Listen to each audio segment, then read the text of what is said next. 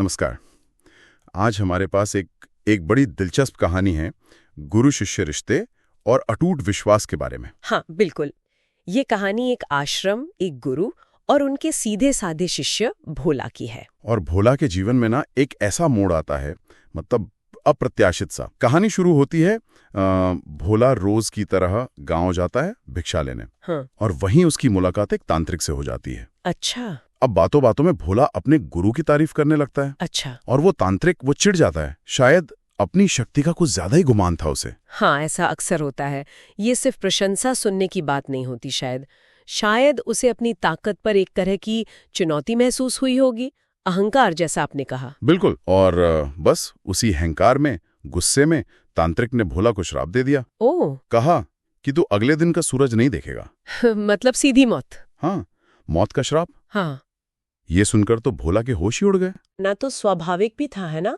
खासकर तब जब गांव वालों में ये बात फैली हो कि भाई उस तांत्रिक का कहा कभी खाली नहीं जाता। सही बात है। तो एक छोटी सी घटना, भिक्षा मांगने की, वो अचानक जीवन मरण का सवाल बन गई। ये दिखाता है कि कैसे बाहर की बातें, दूसरों की मान्यताएं हमारे मन पर कितना गहरा असर डाल सकती हैं। तो बेचारा भोला एकदम उदास, डरा हुआ वापस आश्रम लौटा।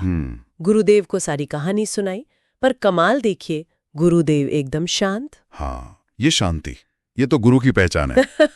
उन्होंने बस इतना कहा, ठीक है भोला, पहले भोजन कर लो, फिर रात में आकर मेरे पैर दबाना। हाँ, और यहाँ वो सबसे जरूरी बात आती है, उनका वो निर्देश। हाँ, जिसे उन्होंने 3 बार दोहराया था। बिल्कुल।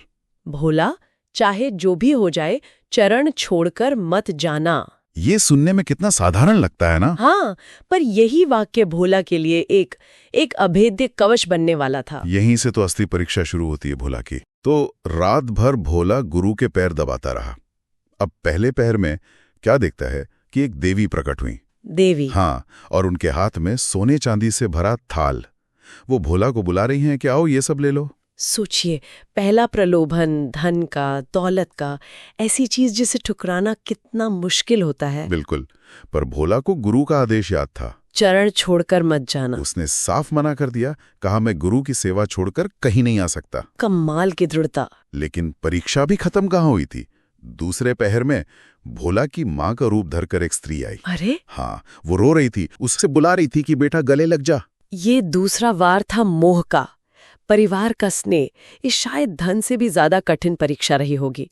माँ का रूप देखकर किसका मन नहीं पिघलता। सही कहा, पर भोला वो फिर अडिग रहा। उसने कहा माँ को मिलना है तो यहीं आ जाएं, मैं गुरु के चरण नहीं छोड़ूंगा। अद्भुत, मतलब धन भी नहीं, मोह भी नहीं। और फिर आया तीसरा पहर, शायद सबसे भयानक। क्या हुआ? यमदूत का रूप धरकर एक भयानक राक्षस धमका। बाप रे! बोला चल भोला, तेरा समय पूरा हो गया, मैं तुझे लेने आया हूँ। मौत का डर बिल्कुल साक्षात सामने खड़ा था। ये थी अंतिम परीक्षा, मृत्यु का भय।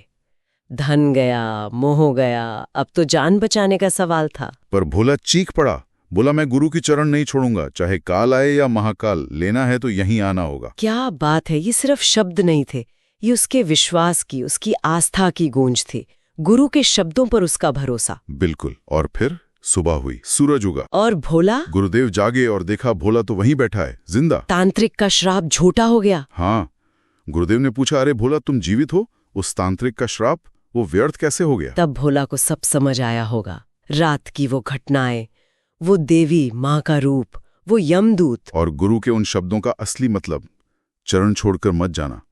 इसका रहस्य अब खुल चुका था। वो गुरु के चरणों में गिर पड़ा और रोते हुए बोला, गुरुदेव, जिसके सिर पर आपका हाथ हो उसका तो काल भी कुछ नहीं बिगाड़ सकता। सच है। आपकी आज्ञा मानने वाले शिष्य से तो मौत भी हार मान लेती है। ये कहानी, ये गुरु शिष्य परंपरा की जो नींव है ना, आस्था, समर्पण, आज्ञा पालन, उसकी शक्ति को दिखाती है। बिल्कुल। ये बताती है कि कैसे सच्चा मार्गदर्शन और उस पे अटूट विश्वास वो बड़ी से बड़ी बाधा, यहाँ तक कि जिसे लोग अटल मानते हैं जैसे श्राप या नियति, उसे भी पलट सकता है। हाँ, ये सिर्फ कहानी नहीं है, इसमें एक गहरा सबक छिपा है कि कैसे एकाग्रता, एक जगह पर टिके रहना और विश्वास हमें जीवन के बड़े बड़े प्रलोभनों और डरों से बचा सकता है। बिल्कुल सही कहा। और ये हमें सोचने पर भी मजबूर करता है ना कि हमारे अपने जीवन में वो कौन से सिद्धांत हैं या कौन से मूल्य हैं या कौन से मार्गदर्शक हैं हाँ। जिन पर हम पूरी निष्ठा से टिके रहकर